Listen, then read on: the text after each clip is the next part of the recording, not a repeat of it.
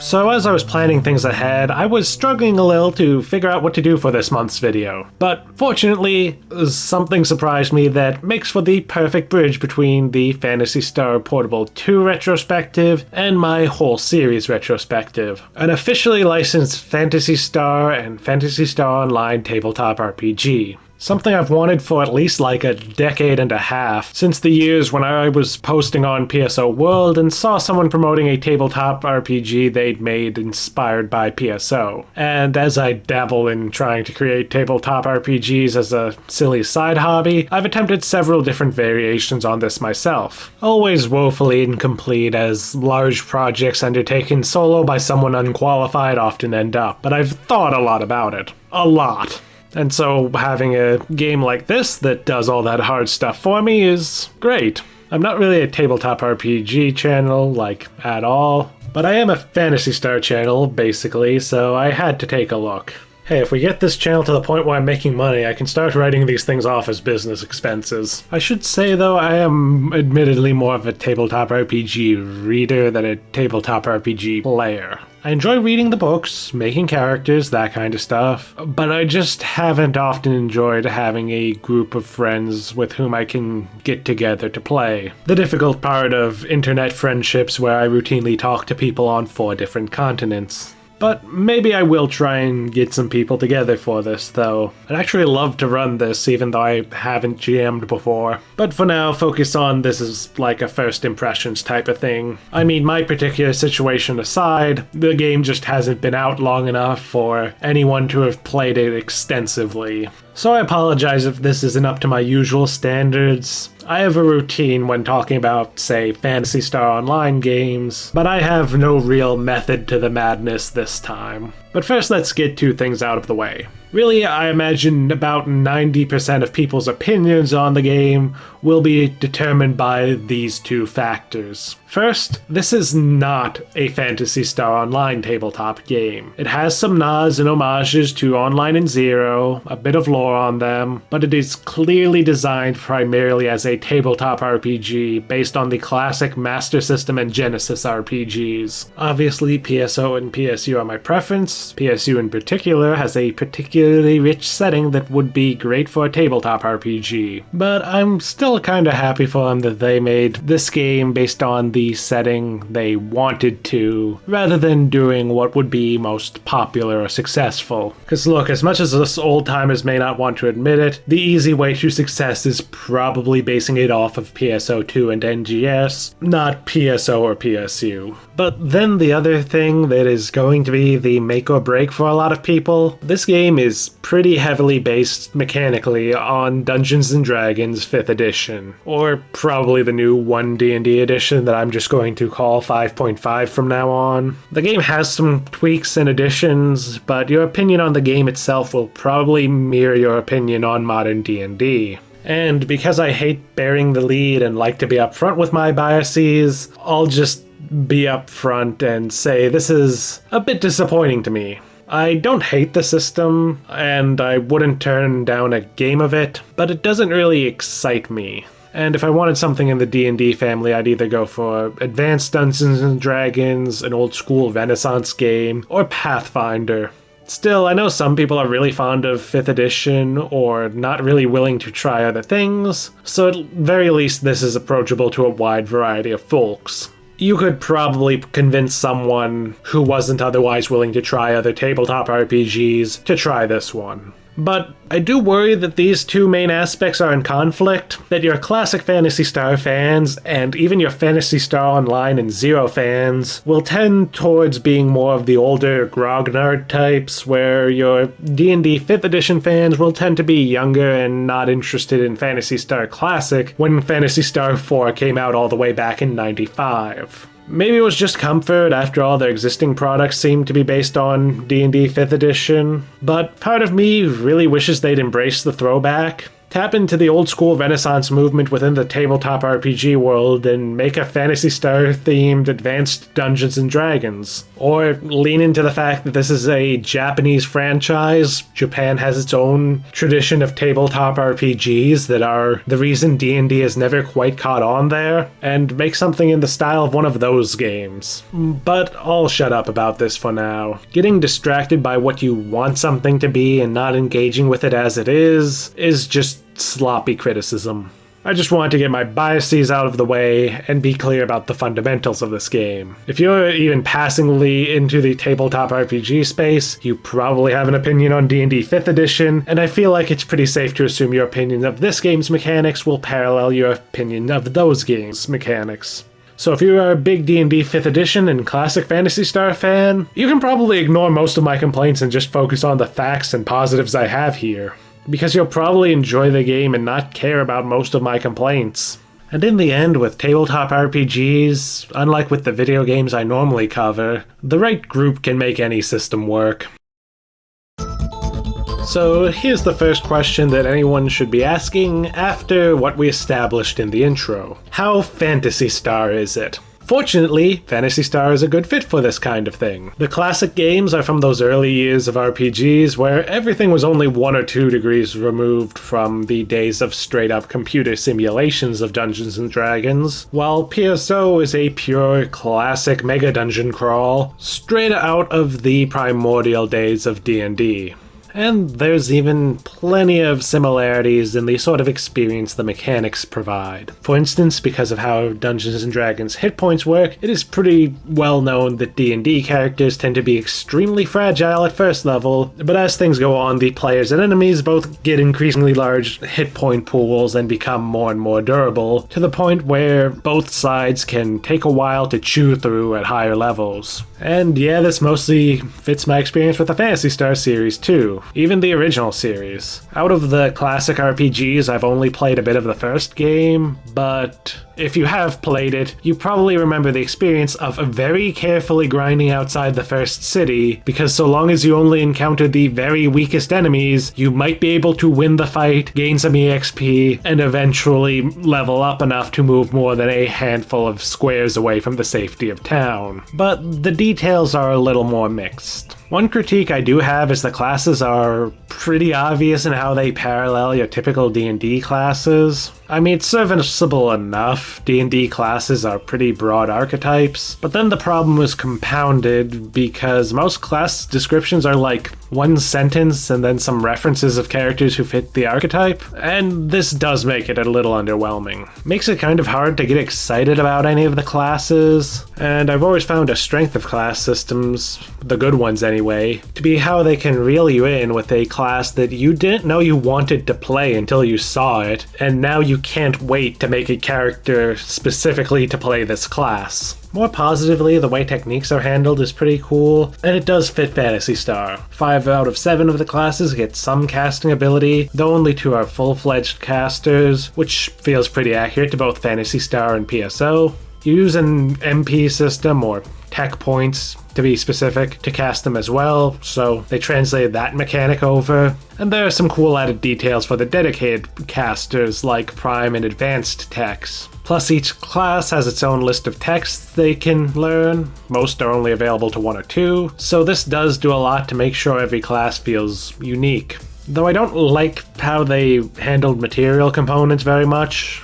I know this is something that not a lot of people like in D&D, and I don't really like fussing with them either, but even if material components in D&D aren't usually fun for most people to play with, they do help add a certain flavor, evoking witchcraft and magical rituals. But here the material components are just money values, without any sort of flavor text as to what material components you use, so you can't help but feel a bit like you're just throwing money into your spells. Though they did thankfully manage to nail the one area I feel they most needed to get right, and that's that the weapon you use matters. This isn't even just a PSO thing. It dates back to the original Phantasy Star, where Odin could use an axe for massive single target damage, or a gun to hit every enemy at once for smaller fixed damage. Phantasy Star Tabletop only has 10 weapon types, though a lot of these come with variant weapons, and this is enough, because each weapon has a few special features that you can take advantage of if your character has mastery in the weapon.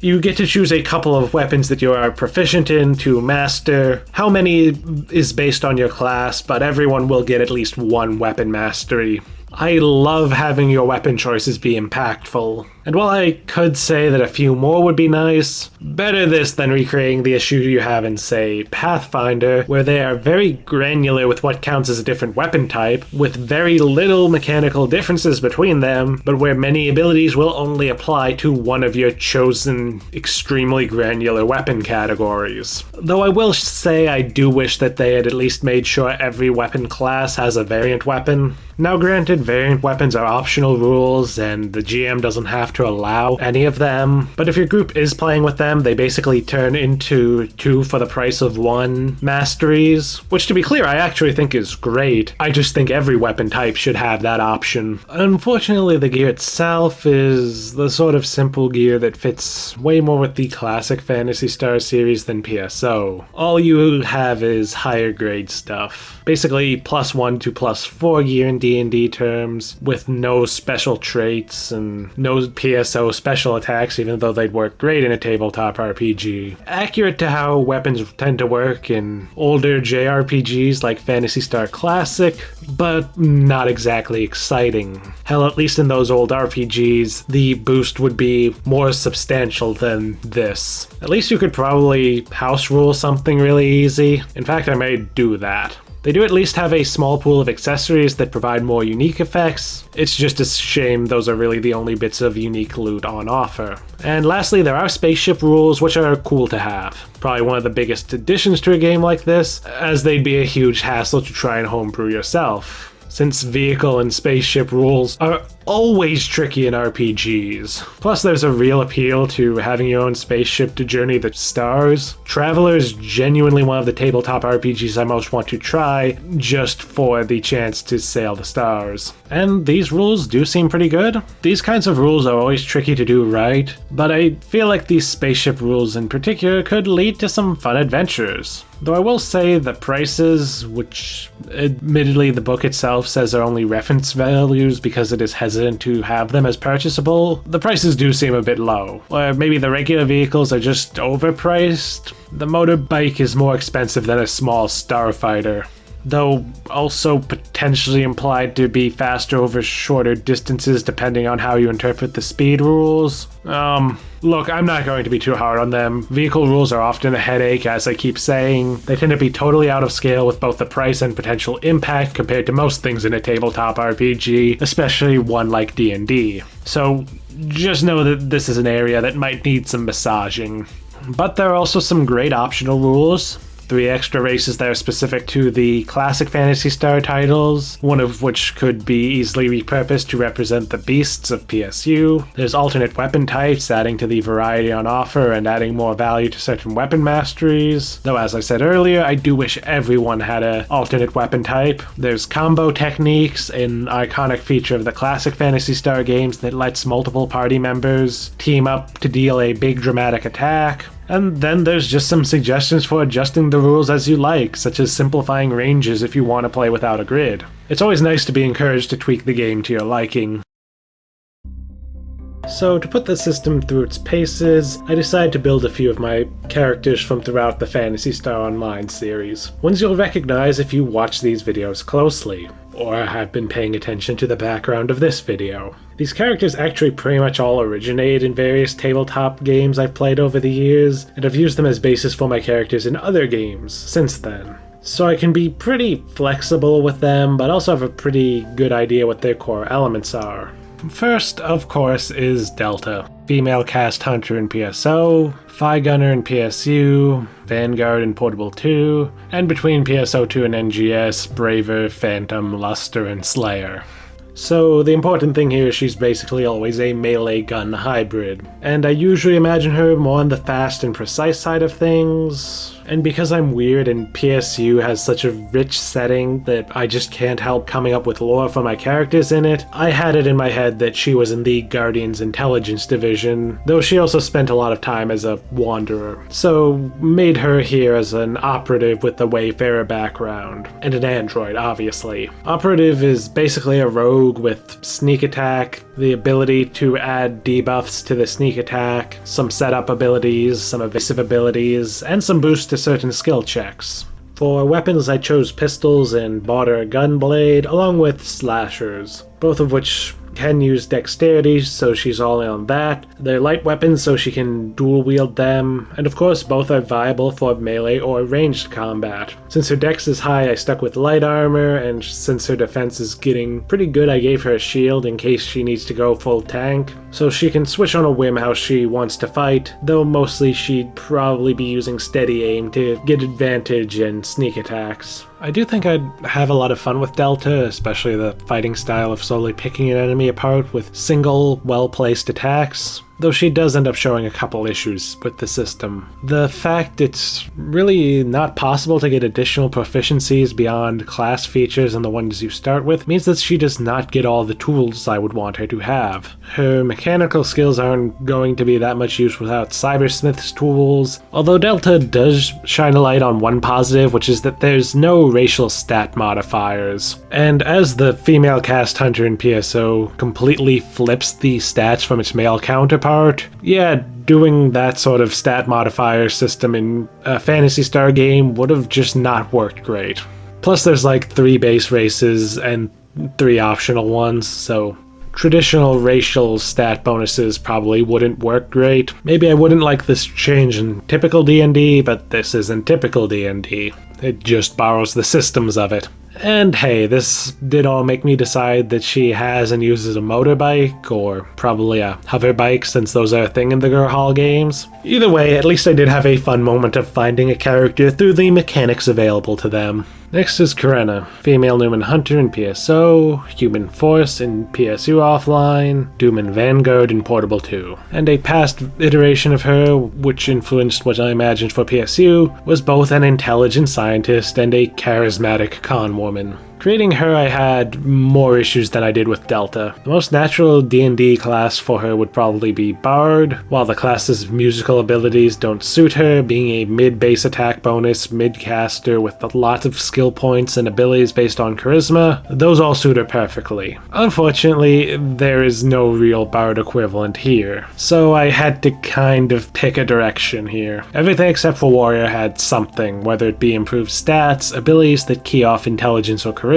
or the balance of combat and techniques. Ultimately, I settled on Guardian, though this one I'm not as happy with. It's a cool class, but I mostly chose it for being the only option for a character with charisma-based abilities. The only class with intelligence-based abilities doesn't really match up to Karena well. At least there are some cool abilities here though. Fury Strike is a cool teleporting melee attack, Force of Spirit adds extra damage to melee attacks, and the Slayer Path grants the ability to mark enemies to gain advantage on attacks against them. Some great abilities that keep things from feeling just like a space paladin thanks to stuff like regenerative force and tactical awareness. Although I'm not really a fan of how many classes have something like Fury Strike, an ability with very limited uses per day, typically starting at 2 and increasing all the way to 5. Unfortunately, she still wound up a little stretched thin on stats. Fortunately, I didn't mind dumping Constitution for her,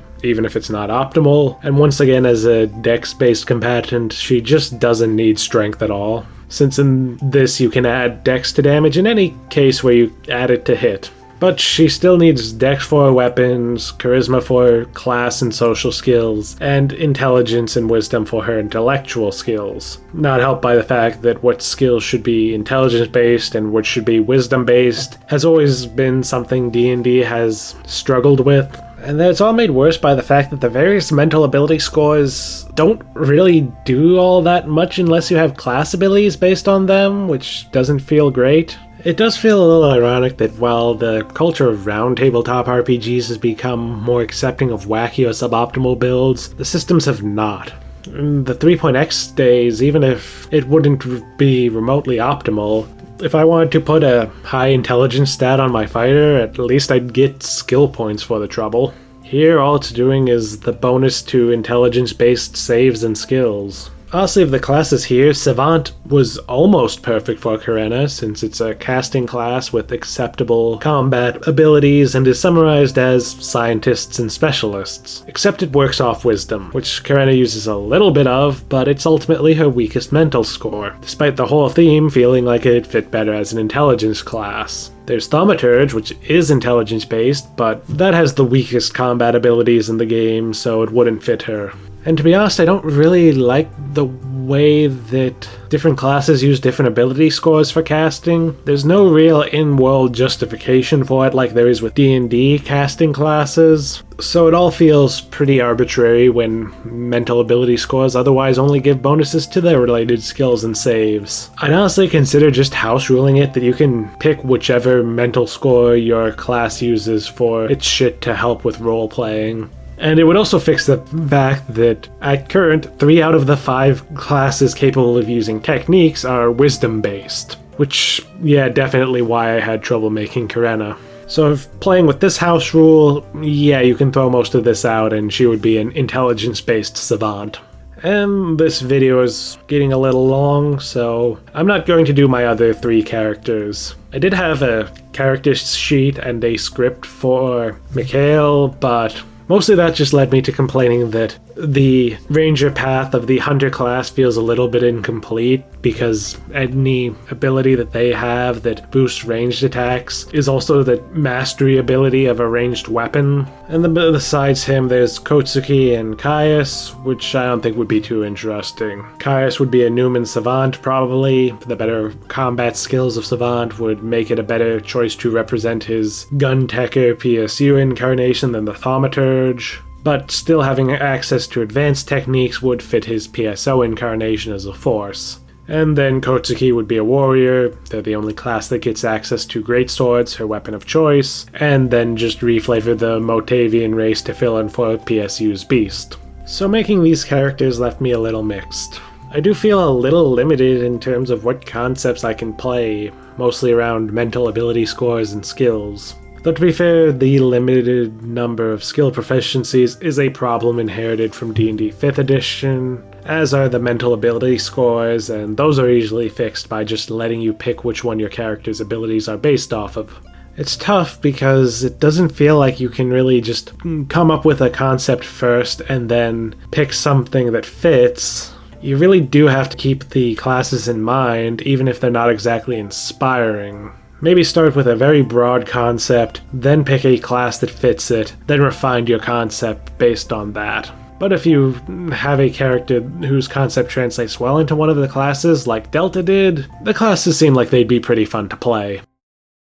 And now look, I'm a critic. I have to criticize. That's just how it is. Everyone sure seems to feel very strongly about it when someone likes something they don't, but forget it pretty quickly when it comes to things that they like. But anyway, some of these might be more issues with 5.5. But as I mentioned earlier, I'm only really familiar with 5.0, so make of it what you like. I already told you that base system wasn't my favorite, but here I have 2 main complaints. First, the removal of the proficiency bonus system from 5th edition. Now, I wasn't initially keen on it when 5th edition first came out, but I've settled on, even if it's not my preference, it being a good way to streamline things down to just your ability scores, plus 1 universal modifier that you either had or didn't. And in removing it, they really didn't add much. They barely even altered the range of numbers, and it feels like complexity for its own sake rather than for the sake of adding depth. The one thing that stays the same are saves. You're either proficient in a given save or you're not, and if you are, you get a save bonus. It's exactly the same progression as your proficiency bonus in 5th edition. But I think the biggest thing that's weird about it is that it's sometimes randomly used as a generic modifier, mostly to determine the save difficulties for your own abilities. Meanwhile, weapon proficiencies remain a binary thing, shooting, and there's a few other penalties for using a non-proficient weapon. Not that that really matters since you're unlikely to want to use a non-mastery weapon, never mind a non-proficient weapon. But the bonus progression you get with proficient weapons varies between classes. 4 of them get a bonus that goes up to +8, one of the dedicated casters gets a bonus that goes only up to +6, and the 2 without techniques get up to +10. And this to me is just a distinction without much difference, since your class features will do far more to determine your effectiveness in combat, since the difference is at most only +2 or -2 from the baseline. Differing base attack bonuses served a point in older versions of D&D where the differences were larger and you had fewer class features, but here I don't see much of a point. At least I do kind of like the fact that the middle value is actually the normal one, and that the best value is reserved for a few classes to make them feel like they're specially good at combat, but that's like the only positive I have to say about this. Then skill proficiencies got replaced by a skill point system. And it's not all that meaningfully different from the skill proficiencies. Switching to skill points just makes the system more fiddly, while only giving you the benefit that you can spread yourself thinner in order to level up more skills if you really want to. Which you probably will because they still don't really give you enough skill points. But the worst hit in all of this is definitely tool proficiencies. Which, okay, I've been cutting a lot from this and the video is still way too long, but it's time for some history through the lens of lockpicking. In D&D 3rd edition, tools were a part of skills. You had your disable device skill to open locks,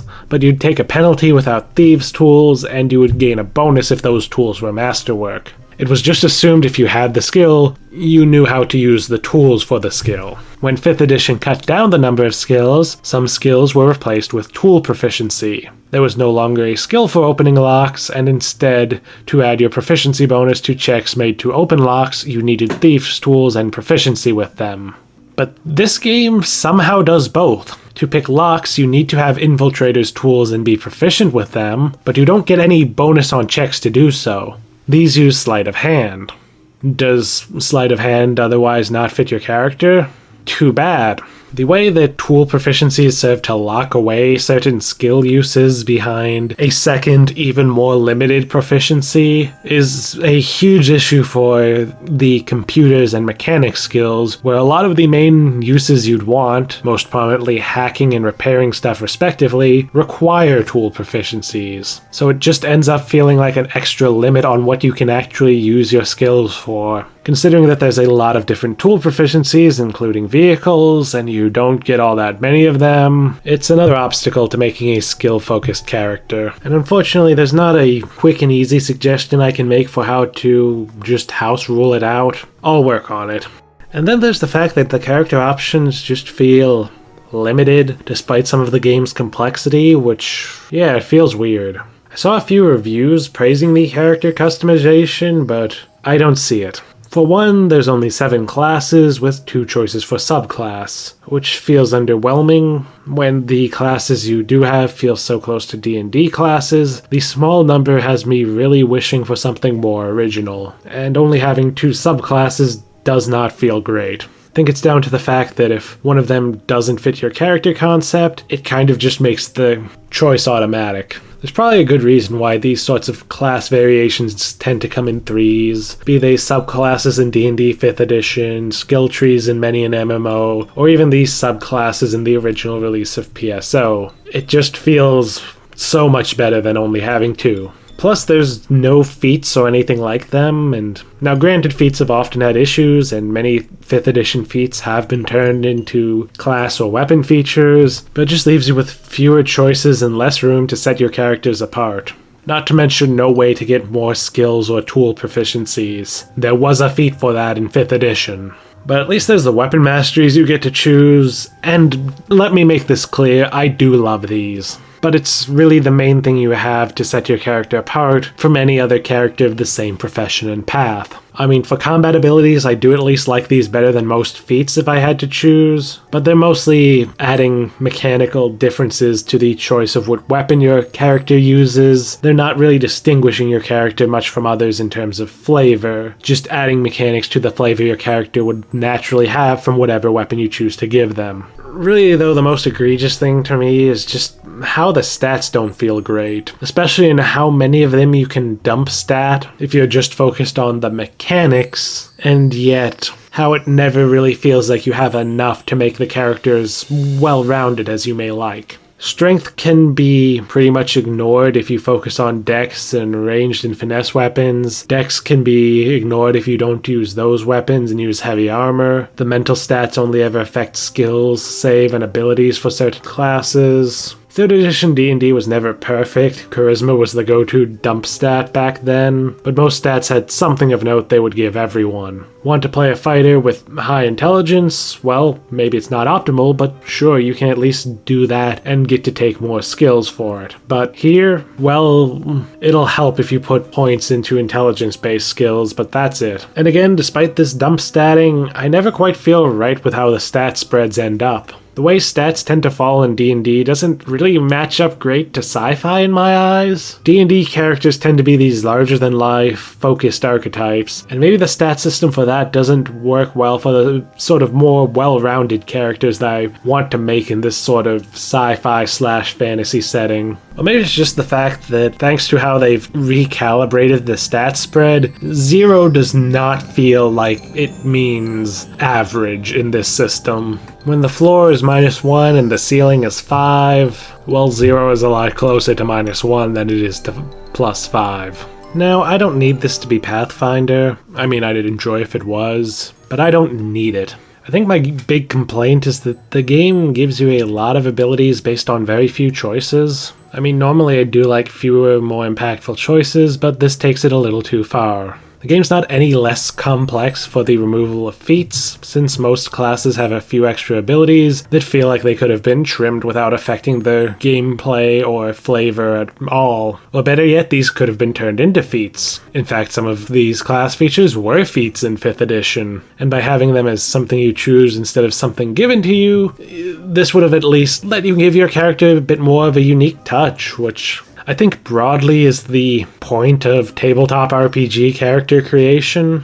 If you're not going to give me a whole lot of choice, I'd honestly kind of rather have a very simple, straightforward, advanced Dungeons & Dragons type of class selection, not these huge lists of class abilities.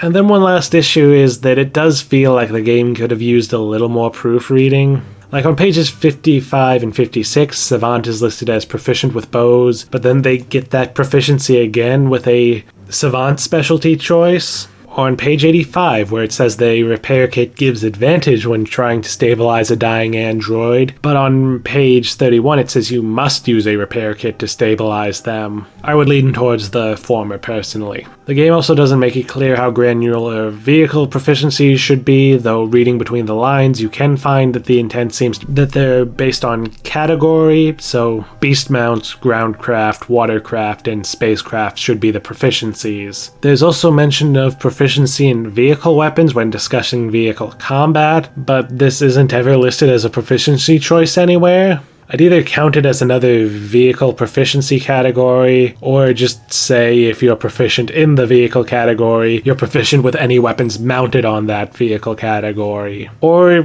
heck, maybe just give it to everyone. There's also a couple levels where you gain extra skill points that almost but don't exactly match up with the levels where your skill cap increases. I don't know if this is weird but intentional or if it's just a mistake. These are also the levels where fate points increase, so I really just don't know. Honestly, between the need for some massaging of the rules and the fact that there's no starting adventure or other such published material, the game is, unfortunately, not necessarily the best suited to being a gateway tabletop RPG, which does kind of suck. I mean, I'm sure some people could manage, but I can definitely imagine some Phantasy Star fans who have never tried a tabletop RPG before picking this up only to find it difficult to get into because of their lack of experience with the medium. Fuck, this is another video where I feel like I'm a bitter out of touch old man. The game's decent, if a bit rough, though it's also just hard for me to get that excited about, because I really like exploring new tabletop RPGs and really wish people would give more types of games a try. As I said earlier, I really would have loved if they leaned into this being based on a retro RPG by basing the systems on an older version of D&D, like Advanced Dungeons & Dragons, or lean into its origins by using a Japanese tabletop RPG. But clearly this just wasn't made for people like me, although I am 99% certain I could still have a lot of fun with this game with the right group. Just, would probably want to house rule it a little. In fact, I'm going to work on some house rules, but if all you really want is Dungeons & Dragons with a touch of Phantasy Star for a fun night with friends, this should do the job nicely. You can get it for $30 off of DriveThruRPG. I still admire them for leaning into the classic Phantasy Star games, even when those probably have a smaller fan base than the online titles, and maybe it's something as simple as grafting a popular modern system onto a classic property is what most people are happy with. I recognize that most people are content to just casually enjoy things without really digging into it like I do. Look, I've made several hours of videos on Phantasy Star as a series. I know I'm not normal. And while it's unlikely that I'll find the chance, I would like to get the opportunity to play or run a campaign for this game. If I do, I'll be sure to come back with a video talking about how I feel about it after a bit of time playing it, and maybe might have more on house rules at that point. But that's it. This was a nice, well, I was going to say it would be a nice, quick, and easy video to make for this month, but this audio recording is getting pretty long. But production is still pretty far ahead of normal, so I can get ahead of the game on the next month's video. I do have a bit of an earlier deadline to hit for that one after all with the series anniversary. So for now, this is Mikhail, signing off.